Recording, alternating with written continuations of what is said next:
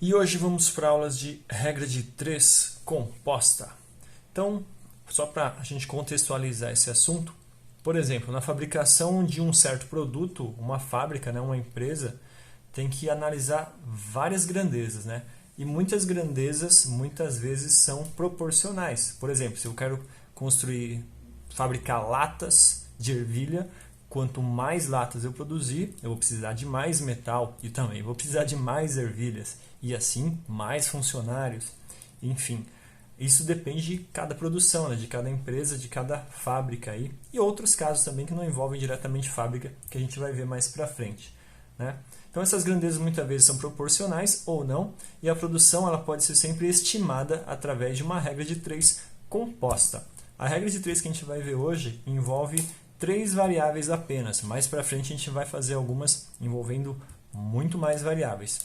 Normalmente, o problema te dá duas situações, né? Situação 1, que é a inicial, e a situação 2, que é o futuro, é onde você quer chegar. Eu gosto de dividir o problema sempre desse jeito, para ficar bem certinho e você saber o que está acontecendo. Outra coisa que é bom você saber antes de continuar nessa aula é saber o que é uma VDP, né, que é uma variável diretamente proporcional, e uma variável inversamente proporcional. Se você ainda não sabe, dá uma olhada na outra aula sobre esse assunto aqui.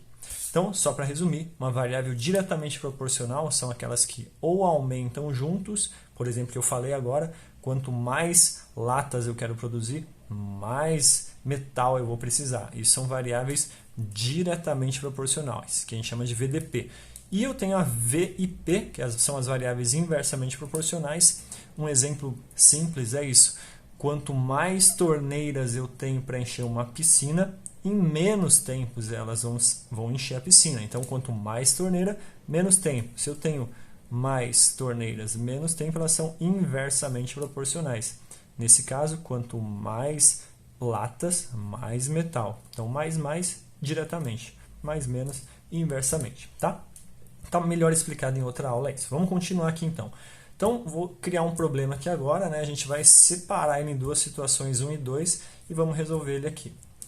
Por exemplo, um canal de 100 metros, então você vai escrevendo tudo o que está acontecendo, de comprimento, ele é feito em 5 dias,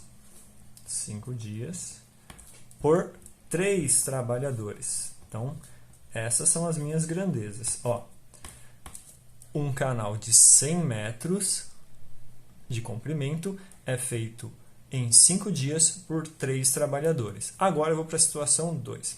Se forem empregados 5 operários, então eu tenho 3 trabalhadores, aqui eu vou ter 5.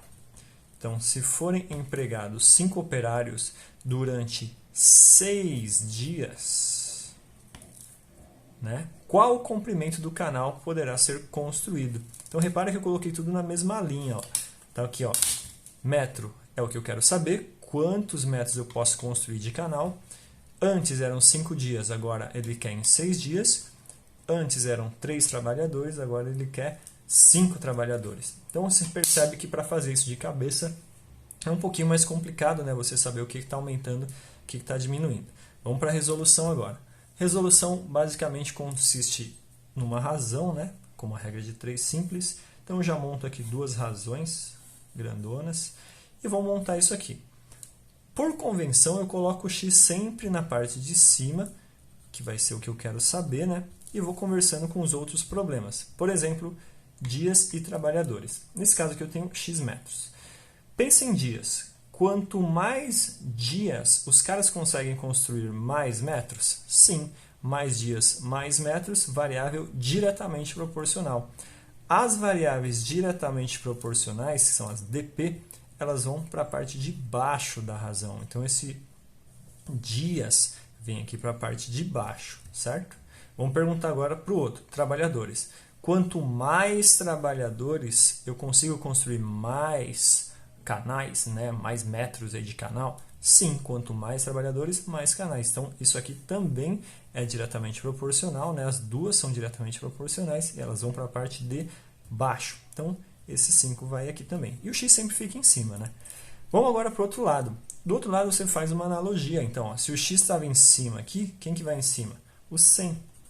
Então, vai os 100 metros ali em cima. Se os dias e os trabalhadores estão embaixo multiplicando, os dias e trabalhadores vão embaixo também, 5 e 3, certo? E aí está pronto aqui sua razão, é só resolver, né? Multiplicando a parte de baixo ou fazendo, cruzando, do jeito que você achar melhor. Eu vou resolver primeiro isolando a letra X aqui, né? Deixando ele sozinho, então vou passar todo mundo para o outro lado. Vai ficar assim, ó.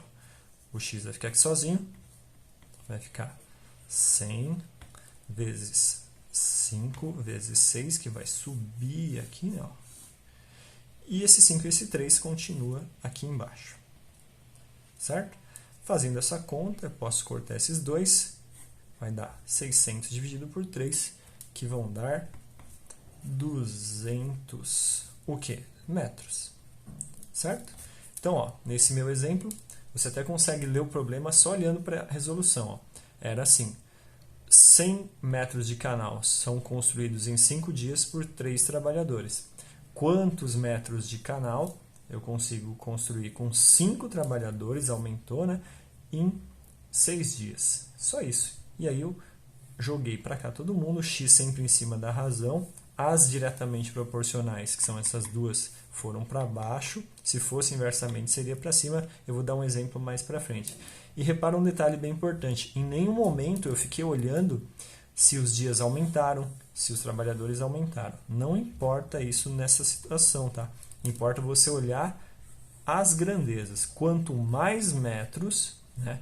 Desculpa, quanto mais dias eu consigo construir mais metros. Não importa o valor que está aqui. Quanto mais dias, mais metros, isso é bem óbvio. E quanto mais trabalhadores, também mais metros, por isso que eu classifiquei como DP e elas foram para baixo. Se fosse P, que é um caso que a gente vai ver mais para frente, elas vão para cima, certo? Então é isso daí.